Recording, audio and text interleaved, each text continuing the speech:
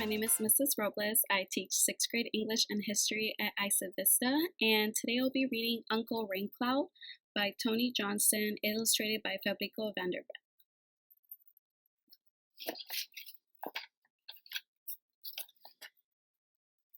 Dedicated to all little translators, especially Giovanna Rodriguez, and for my favorite Mexican tongue twister, para Garayutu Trimicualo, Michoacán.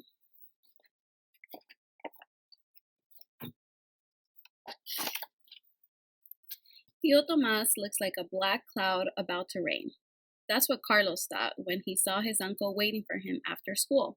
He looked grim ever since the family moved to LA. La única cosa buena de Los Ángeles es su nombre. He always said that, like being named for angels was LA's one good claim. He was a total cloud of gloom. Uncle Raincloud, muttered Carlos, the perfect name for him. Uncle Tomas looked darkest on shopping day, like today. Carlos' parents always left for work before sunrise, what Mama called the first braid of light. Tia Sofia used to shop. She was so fussy about it. The family called her La Jefa, the boss lady of the market. But now she was sick. She stayed mostly in bed doing small jobs like mending for Mama. Uncle Tomas and Carlos went shopping instead. Hola, tío, Carlos called. Uncle Tomas greeted him with a grin. Vámonos. His voice sounded stormy, not real anxious to go.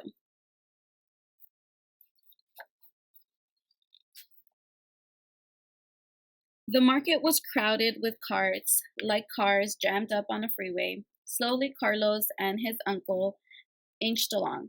Uncle Tomas didn't read English, so he studied the pictures on the cans. ¿Te ayudo, tío? Carlos asked. No necesito ayuda, he snapped. He never needed help. Uncle Tomas fumed at everything they selected. Milk, apples, eggs. He spat out few words he knew, like chewed fingernails. To him, they sounded ugly, like all of el blah blah. English. But when they passed the tortillas, Uncle Tomas grabbed some and poked the word on the label. Tortillas siempre son tortillas. Carlos thought, tortillas always are tortillas. At least something's right.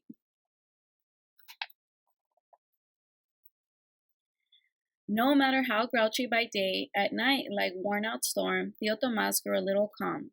While Mama and Papa shared their day's trials, he told Carlos stories of Mexico, tales of the tongue-twister gods, los dioses trabalenguas, the Zacalpuca, smoky mirror, Huitzilopochtli, left-handed hummingbird, Huayahuichli, the golden bells, Cachicotoling, precious turkey, also called Yoali Echakal, the wind. The hardest the names, the more Carlos liked to say them. Sometimes he and Uncle Tomas tried to see how fast they could reel them off. Their tongues stumbled, mumbled in the dark.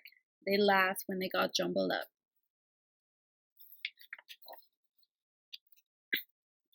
Carlos loved his uncle's stories.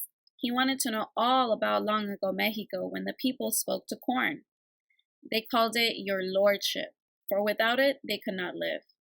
In the market, when he passed the corn, Carlos said, "Hi, your lordship," and he bowed.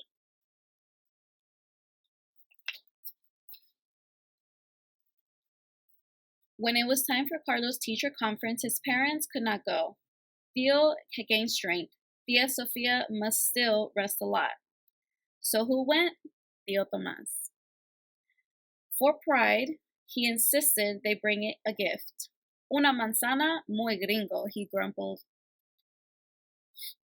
Plunked the apple down like a red rock.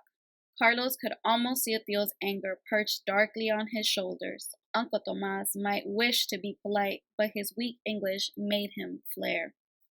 Hello, the teacher greeted them unflustered. Uncle Tomas muttered something again, but it wasn't hello. Storm alert again. Please, Uncle Raincloud, Carlos said to himself. Don't get all mad at English now. He prayed to be invisible, like a little green gusano, coiled inside an apple. No luck, still there. About as hidden as his chair.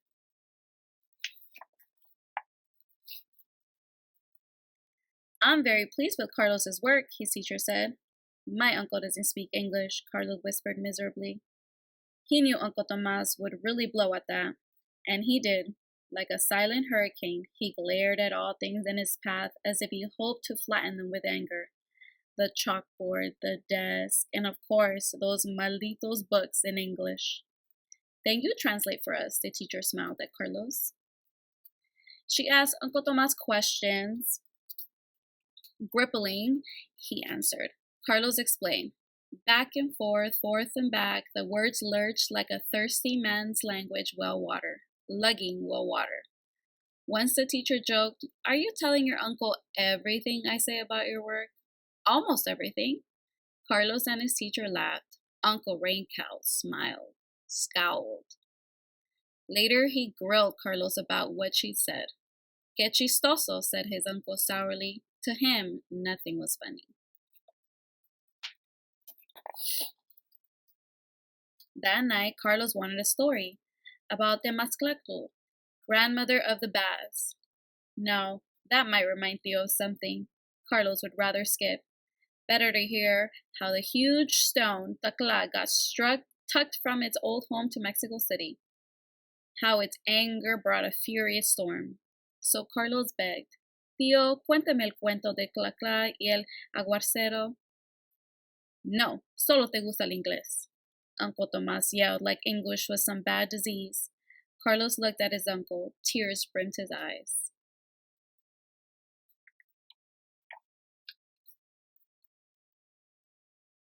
It was a quiet, long time. Then Uncle Tomas began fumbling, gently in Spanish. Carefully, he placed his fingertips together, forming a ball of air as if that helped him put his words together. Carlitos, forgive me. These days, I am not myself. My maldito pride. I feel like a broken-winged bird, a thing that just flops around. You speak for me, a grown man, because, he said, opening his big hands once more, because I'm afraid to speak English. Carlos sat stunned. A man and a boy, feeling the same. How could that be? It's like that with me too, he said slowly. Every day at school, I'm a little afraid. Sometimes it's rough. Kids tease me about my lousy English. But I must go. I must speak. And now I've got friends. I can do stuff. English is pretty okay. Uncle Tomas put an arm around Carlos. He sat silent, then at last said, One finds courage in many places, even in third grade. In bed, Carlos closed his eyes and listened deeply to the night. Once he thought he heard something flapping. Shopping days were good after that. When Uncle Tomas and Carlos poked up and down the market aisles, Carlos pointed to things and named them. Theotomas said them back, stretching the words out clear to Mexico. Potato, potato, cheese, cheese, green beans, green beans. Whenever they passed the corn, they said, Hi, your lordship, and both bowed low. If other shoppers stared, they got the same treatment, booming, his, and sweet bows to the floor.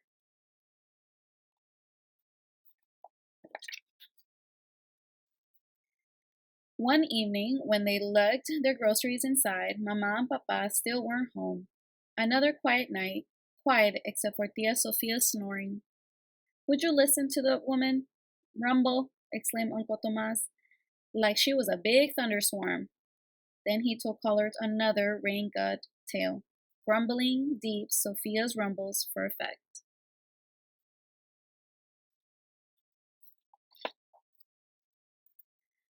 All that storm talk reminded Carlos of something. Know what I called you when you were always grouchy? What does this grouchy mean? Uncle Tomas asked, all innocent as milk. Enojón, Carlos said. You look like a cloud, about to burst, so I called you Uncle Rain Cloud. You had something else stuck and mixed up your mind. His uncle chuckled. Siempre. I have been Señor Sweet and Kind. Then he added, What is it you name me now? I'm still deciding. Uncle Tomas grinned. No problem. Call me your lordship, he suggested, just like Mr. Corn. They hugged each other hard, and they could feel each other laughing.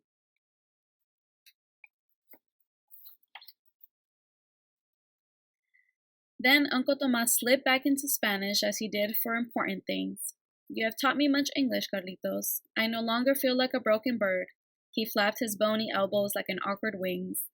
We will make a deal. You keep teaching me el blah blah, and I will keep teaching you tales of your ancestors and of all the tongue-twisting gods in Spanish.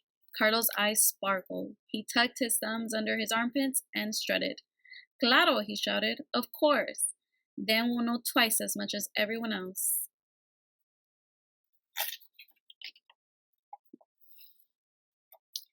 The end. Thanks everyone for listening.